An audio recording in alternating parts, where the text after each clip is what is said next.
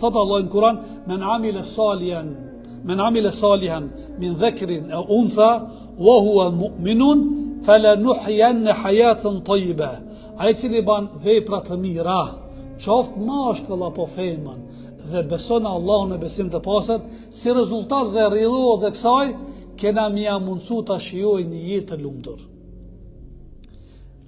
Punët e mira, veprat e mira e bojnë njërin të lumtur dhe të ratshëm.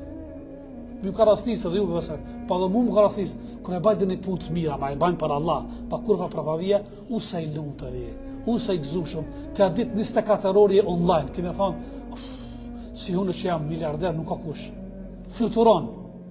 Kur e kanë pyet dietarët e selefit, çka ka qëllimin ai që bën vepra dhe punë të mira, qoftë mashkull dhe femër dhe beson Allahun, kemi për t'ia bën një jetë të lumtur, kanë thonë shumë, do me thonë, ama ty dikon është koncepti, kena me ba të shijoje, të ndije kënaqësi, përjetime dhe relakse në adhurime dhe ibadete. Që kjo është, ka thonë, është jetën lumtur. Se jeta e lumtur është në adhurime, nuk ka në gjunaje.